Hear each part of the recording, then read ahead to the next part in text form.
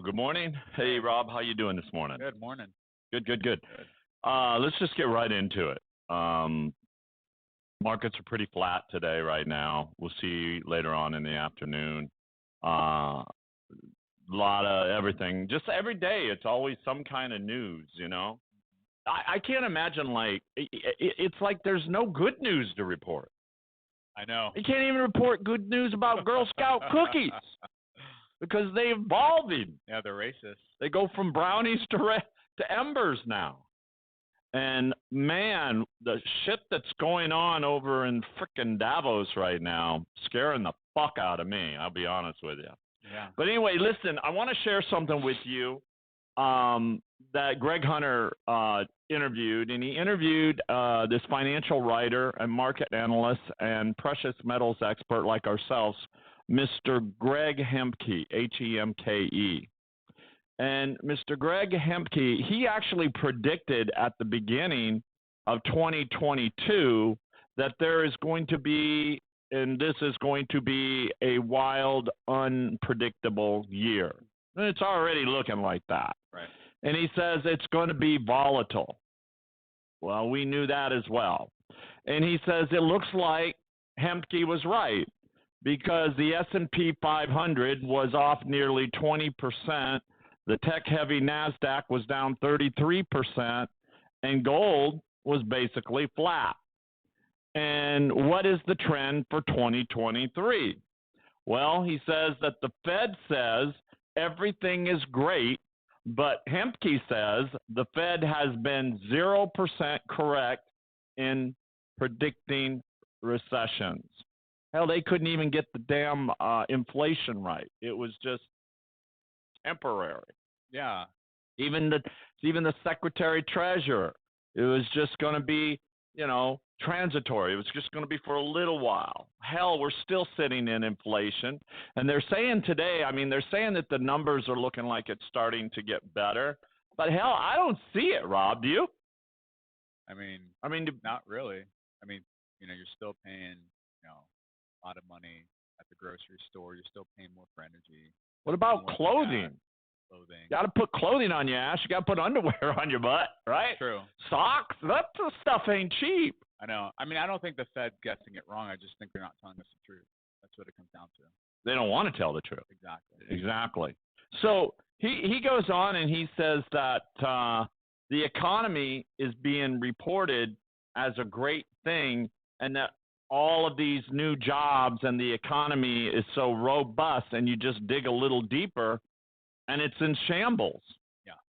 And his studies data called Purchasing Manager Indices, also known as PMIs. Hemke says that all that data points to is a failing and falling economy. And he says there are two companies that put out PMIs, and all of the regional Fed banks all put out their own PMIs. And if the measure comes in under 50, that is considered a contracting sector or a contracting part of the economy. And he says the data in December in manufacturing, he says the data in December in manufacturing and services are well below 50. So those PMIs have a perfect 8-for-8 track record for what?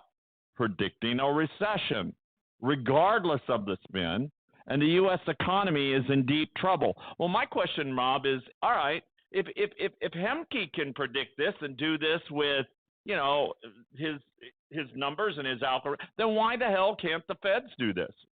They do. Well, we just spoke about it briefly. They don't want to tell. It's not that they can't do it. They can. They have the same, economic data. Where do you think Hemke gets his data from? Directly from the Federal Reserve's economic data.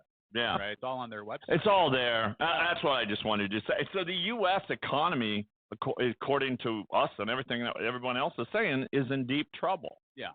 And they just don't want to spook people, is what it is. Look at how you had the FDIC meeting, all those SRAC guys, how they were talking about what they would do to have to prevent a run on the banks, Oh, what? bail ins, bail out Yeah, yeah. I mean, what they spoke about wasn't how to prevent it. It was keeping that information away from from the the public, public. and that the people that could get the information will have to pay for it. Like, your institutional investors, people with like 5 to 20 million in deposit accounts or investment accounts, they can pay for the FDIC's time, right? They could pay for a consultation. Yeah, but they don't want a bank run either. If people start hearing about, the noise, the bad stuff that's going on, that people are going to start, look how yesterday was. It was a busy day. You weren't here. You were with Hendricks.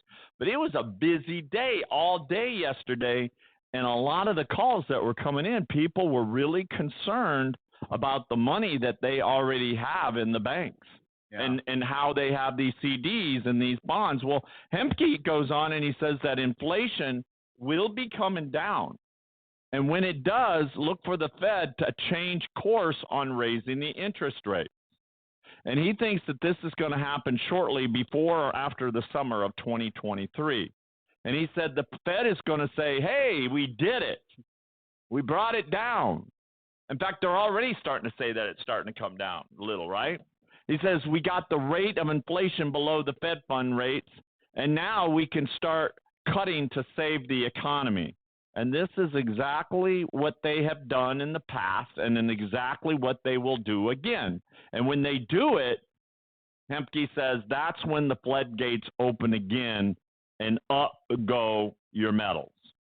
And he talks about the highest gold demand by the central banks since 1968, which we've already discussed that in our previous shows. And he says what the most important financial event of 2022 is why gold hit 2,300 per ounce, and silver, he said, will be at $35 per ounce before the end of the year. And how, fake gold and silver will cause a spectacular move in metals. Mm-hmm. And finally, what the common man can do to play the volatile market with a very low risk investment is to invest in gold and silver. And he's absolutely right. CBS came out with an article yesterday that was hitting on the younger folks on how and why young people should actually start looking at investing in precious metals as well. Because it's a store of wealth. It's something that you can always exchange for more value later on. You want to put anything in on this? No, I mean, really, it's pretty binary. I mean, the Fed's lying to us. They've been lying to us. They've always lied to us, right? They have the data in front of them, right? People will be surprised even with, people like Hemke ringing the alarm bell right now, right? They're going to be surprised, like, oh, I didn't expect this, right? So it's just a matter of time before, Americans are in a position where they'll have nothing left and still be happy. I think I've heard that before. I was gonna actually mention that. That was actually something that was actually stated at Davos. Yeah. It's so true. Big headlines out that Russia and Iran right now are actually working together, and they're launching a cryptocurrency. And we've talked about this many times before, that's actually backed by gold. And this stable coin is actually, they're saying, would replace the U.S. dollar for payments if Russia legalizes crypto in the cross-border trade. And a de-dollarization trend has already begun at the greenback's dominance, as the greenback dominance makes these purchases more expensive right now. So it's interesting. We've been talking about this for a while, and Russia and Iran are reportedly actually working together to launch a cryptocurrency that is actually backed by gold. And if you look at their numbers, they've been buying up an awful lot of gold lately. And with the idea the stable coin could replace the U.S. dollar for payments in international trade. And these two sanction-hit countries want to issue a token of what they call the Persian region. And this is for use in cross-border transactions. And the Russian news agency actually reported yesterday or Monday. They reported that the plan is to launch it in a special economic enclave in southern Russia, which already handles Iranian shipments, and that those payments are typically done in government issued currencies such as the US dollar, the Russian ruble, and the Iran rial. So, but this joint project will only be available to move forward once Russia's I need coffee. Once Russia's market for digital assets is fully regulated. Yeah. And according to a top Moscow lawmaker in September, the Bank of Russia actually has already accepted the need to legalize crypto for international payments to soften the impact of these financial sanctions. Yeah. Yeah. I mean, there's always been a lot of naysayers. There's always been a lot of, people who have neglected crypto assets. Hey, it's going to be regulated. They're going to get rid of it. They're going to abolish it. But those people are just unsophisticated, uneducated to where we're headed as, a global. We're headed economy. to a cashless society. Well, I mean, yeah, the CBDC for sure. But I'm talking. Yeah, Bank of America just came out. So what they're talking about is tokenized gold. Yeah, they want to back their ruble, and they want to back their Iran rial. They want to back it with gold. Yeah, I mean, which is smart. And the crazy thing is that they don't even have to have the gold. They have to just go based off what the World Gold Council says as towards how many ounces are currently in circulation right now. They don't even have the amount of gold. So what they're doing is they're just creating a digital token, and they're backing it with the amount of gold available here in globally, right? No, they have their own gold. They have their own reserves. Yeah, but they're not tokenizing their reserves. They're tokenizing. Well, let me share a little bit more. I don't agree with you all the way. Look, the U.S. They're doing exactly what Pax Gold has done. Pax Gold is a digital currency that's been around since 2017. Digital air. Let me share some with you. I know you like digital currency. I know you like it. I think it sucks, and most of my clients thinks it sucks. All it is a bunch of damn digital air that you guys like you, young kids, get caught up in, and you get screwed. Well, let me tell you something. The U.S. dollar remains the dominant as the top currency for trade and foreign reserves. And even though it soared over 12% in 2022, it was fueled by the Federal Reserve's interest rate rises. But a trend toward de-dollarization has already begun. And analysts say as the appreciation makes trade more expensive for buyers holding less robust currencies, and as countries seek to move away from the U.S. exposure. And in recent months, Russia and Iran have now accelerated their push to de-dollarize. So they're already moving away from the U.S. greenback in commerce. And think tank and Jamestown Foundation said this. They said they aim to increase their volume of trade to $10 billion per year via moves such as developing an alternative international payment system to SWIFT, which they are banned from. And we've talked about this before. Yeah, we've been talking about this for 4 months. I've been talking about this. And China, for another, has already started to push for the Chinese dollar to replace the dollar in oil deals. They've already made their deal with Saudi Arabia. We talked about that last month. So given that it's increased trade with Russia after it invaded Ukraine, the rise of the so-called petro yen could actually spread its influence across Asia for crude transactions. Meanwhile, you have Russia and China who have now joined forces on another de-dollarization project. And in June, Vladimir Putin said that Russia was looking to develop a new reserve currency with other BRIC nations. So this isn't anything that Vladimir Putin had to tell. All we have to see is who's been buying up a lot of the gold lately. And if you notice, it's a lot of the BRIC nations. Look at China. China has been just going crazy buying up these gold. So they just keep upping their reserves. Yeah, more and more. That's true. They are up in their reserves, but it has nothing to do with them creating a digital tokenized asset that's backed by gold. Two separate things. One's physical, one's digital, right? So, I mean, but there's something, but they got to have something that's going to back it, and that's what they're using. They're using the actual resources called gold.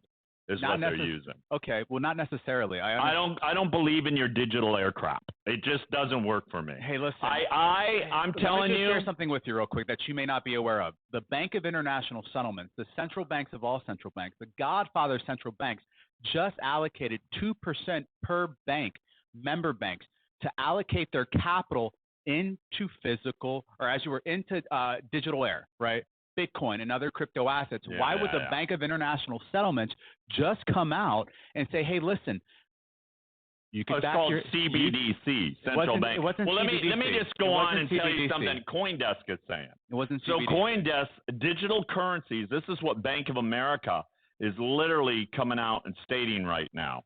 And digital currencies such as central bank digital currencies, which is CBDCs, right, and stable coins are the natural evolution of money and payments. Okay. And Bank of America said this in a research report that they put out on Tuesday. And it says CBDCs do not change the definition of money, but will likely change in how and when the value is transferred over in the next 15 years, they say. Analysts led by whoever, adding that the central bank digital currencies have the potential to revolutionize global financial system and may be the most significant technological advancement in the history of money, and that CBDCs typically use blockchain technology to increase efficiency and lower costs. That's what we already knew. And a stable coin is a type of cryptocurrencies whose value is pegged to another asset, such as the U.S. dollar or gold. Yeah. And the benefits and the risk of a CBDC depend on their design and their issuance. But Bank of America expects central banks in developed economies to focus on payments efficiency and those on developing countries to focus on financial inclusion. And still, CBDCs, they say, aren't without risk, and they may drive competition with bank deposits and could lead to a loss of monetary sovereignty and inequality among countries globally. And CBD insurance may not happen for over a decade in some countries, but central banks are expected to adopt technological advances of risk irrelevance over the longer term. Yeah, we've been talking about since 2018. I'm telling you, I just don't believe in anything that's digital air. Well, you don't have to believe in it. Alan, let me just stop you right there. As far as the United States, Alan, I doubt it'll ever be backed by gold, but the actual digital currency that is going to the Chinese yuan, the Chinese I'm not talking dollar. about that. That's not what I'm talking about it. I know you are. I'm saying. But I'm not talking about that. I'm talking about the bank of all banks, the Bank of International Settlements. I don't give a damn about the BIS. The BIS controls the world. The BIS controls the world. But no, they control the world. They don't control the Federal Reserve.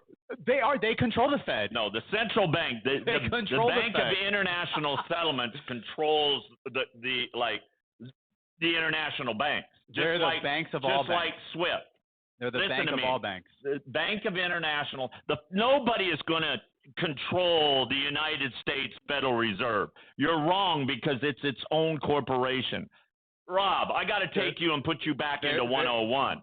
BIS is listen. The BIS. You're wrong about this. I'm not wrong about Rob, it. I've been doing this a lot. Listen, let me tell you something. I'm not wrong about this. The Bank of International Settlements has been talking about central bank digital currency for a long time. Central banks are allocating 2% into Bitcoin and other crypto assets, excluding CBDC.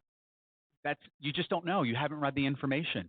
I don't need to know. I'm telling you, I know for a long time that the BIS has been saying that these central banks have been working on putting together a CBDC program. And the broadest form of this government digital currency will be the central banks actually starting to offer us deposit accounts, all these other different things. So all of our transactions now are traced. They can be traced all the way down. If I give you a $100 bill, they know I gave it to you, if it's in digital. If I give it to you now, they don't know who I gave it to. They don't know where I got it from. That's true. So to be honest with you, China, Russia, Iran, and all these other BRIC nations are backing their currency and have been backing their currency with physical gold. Point blank. Well, that's true, but that's very true. They've been doing that for a very long time, but now they're tokenizing the physical gold into a digital cryptocurrency. That's what we're talking about. No, I get it. I totally understand so it. Everything. But it's my point is by physical gold. They actually have. Let me tell you something. If I give you something and it has no value, then it has no value. But if I have a gold bar behind here that I guarantee with the central bank that coin is worth X amount of dollars, and then it becomes more valuable. But you're missing the biggest part: the available supply, the circulating supply, and the demand for these settlements in this tokenized gold. So it's going to far exceed the amount of gold they physically have on hand. So that's where you're wrong, where you don't have to have the ample amount of gold with the tokenized version, because you still have inflation associated. That's exactly my point. I don't believe it. Well, I get what you're saying, just like the dollar. Because gold's finite. The dollar just manufactures itself. You just print the dollar. You want money? You just print it, right? But gold is finite. But gold is finite, and we're aware of how much physical gold they've recently purchased. I understand. Right? So you have to incorporate a circulating supply of the amount of tokenized golds, the available supply of the tokenized gold, and the max supply. I get it. I get what you're saying, but it's got to be backed by something. It's got to be. But see, that's where you're missing it. The demand for what they're doing is going to far exceed the amount of physical gold they have on hand. So they're going to print, and they're going to create, and they're going to continue to tokenize these digital assets to where it far exceeds their actual finite value. So how is that going to get them out of debt? That doesn't have to do with debt. They're going to roll over whatever debt they have, just like countries have been doing it for however long. I understand, Rob, but they're backing the ruble, and they're backing the real, and they're backing it's all being backed with gold. I'm agreeing. That's what I'm trying to say. I don't care about the way they move the damn tokens around and they stick them up their ass. I don't care about that. I don't care. I'm just telling you that they're backed by something. Am I right or am I wrong? You're right, and I agree with you. That's all I got to say. I'm just saying they got to be backed by something. Wow, this is a really good show today, huh? Yeah, this is good. But no, they have to be backed by something, and that's what I'm talking about. Let's move on away from there. I want to talk about what I've been saying now for quite a damn long time. And again, this has been on a lot of the shows that we've done now in the last 3 months, going on 4 now. And that is, I said this, and I said it right after COVID. I said, we're going to see layoffs, massive layoffs, like it was when it was COVID, only it's not going to be COVID. It's not going to be any kind of pandemic. It's what? It's the economy reacting. It's when the economy is starting to shut itself down. And now, again today, we hear that Microsoft now is cutting 10,000 workers as tech layoffs keep going up. 10,000 more people unemployed now from Microsoft. Not only that, you had 18,000. I think the number comes out today. We're going to hear from Amazon either today or tomorrow. You know, they were supposed to do 10,000. They ended up doing 18,000. Now I'm hearing that Amazon's going to be laying off another group of a bunch of people.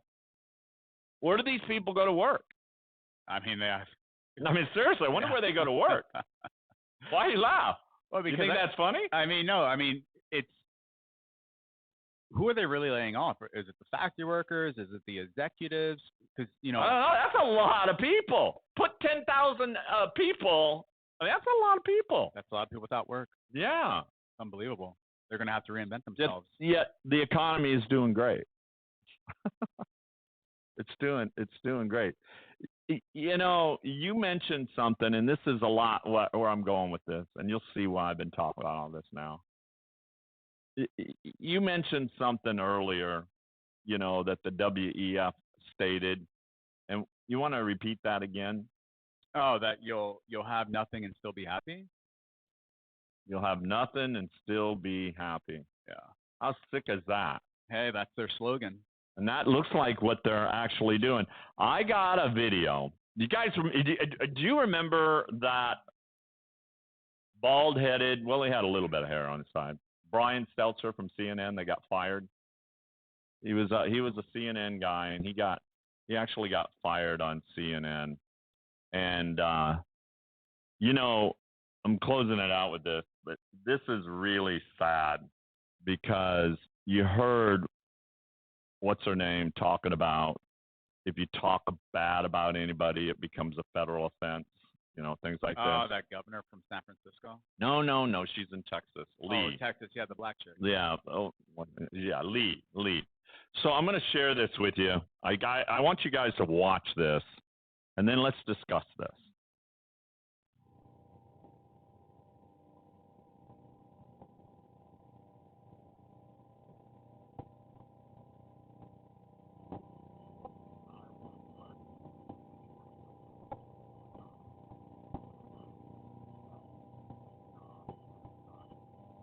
I don't know. It's like I played it this morning at work, and now I cannot.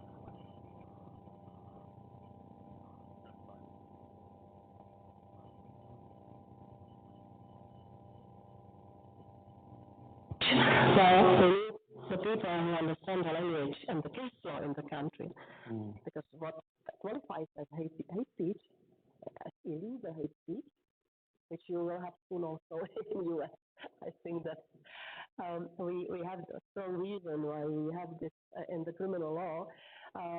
We need the platforms to simply work with the language and to identify such cases. The AI would be too dangerous. Unbelievable.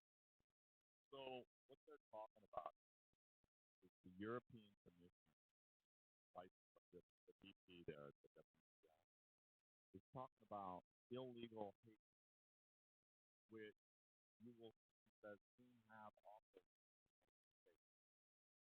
And he says, I think that we're going to have a strong reason why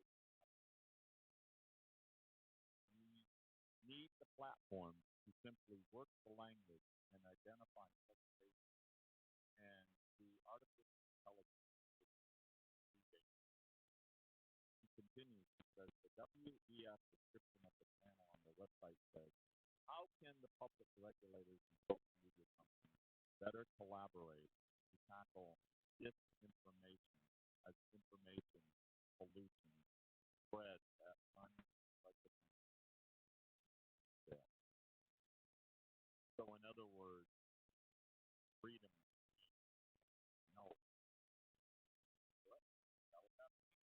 that you can't say anything anymore, or you could get locked up. And listen to this. So, and you can't make this stuff up.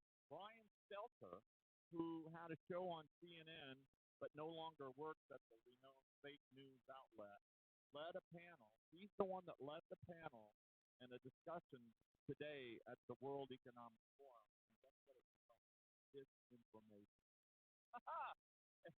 and he was the king of fake news at CNN and the laughing stock of those on the right who knew the fact that he was constantly trying to label this. And whether it was about the Mueller sham, COVID, or whatever, Beltner was always on the side of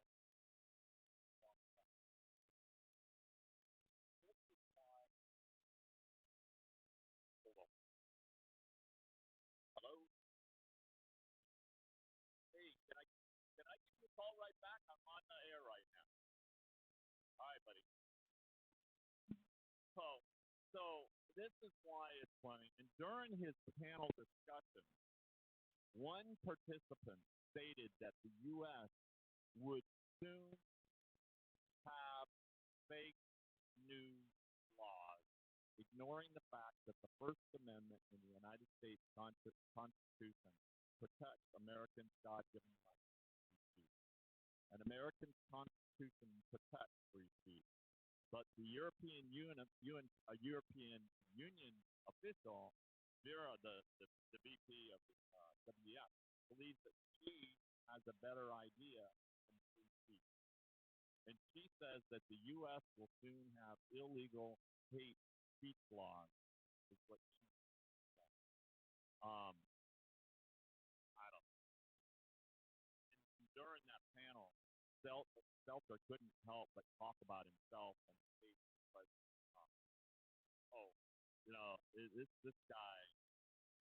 This guy's a piece of shit.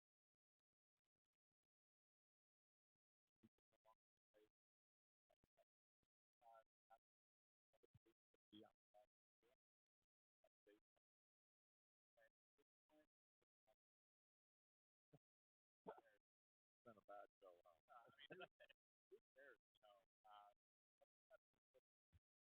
Yeah.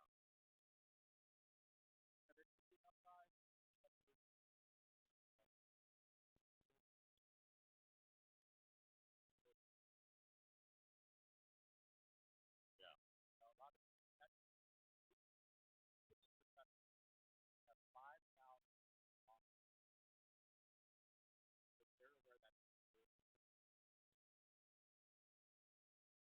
Who had 5,000? You mean there? They also got a bunch of hookers. Yeah. Yeah.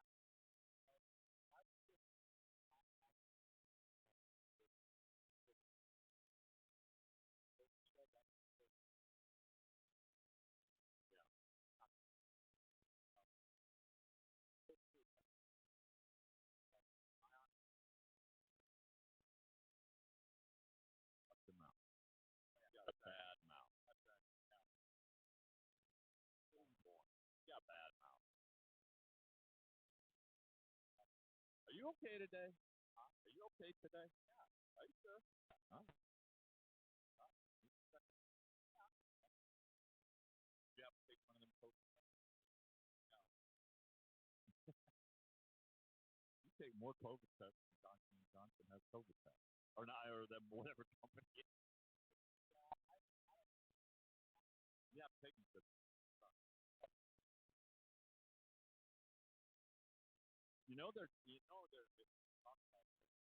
they're literally talking about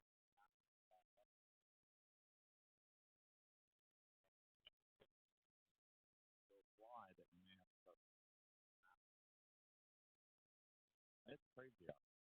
Hey, listen, we do these shows to give you information, really about starting to protect yourself, get your house situated, start getting your house in order. Um, everything that you're being told, don't always be told, and diversify, and just have something that you know that always brings more value. Market very volatile right now. They say they're going to lose 23 to 30 months. Get yourself prepared. Have something set back so that you know that when the market does go upside down, you can afford to lose that part of it. So give us a call at 800-753-8524, or you can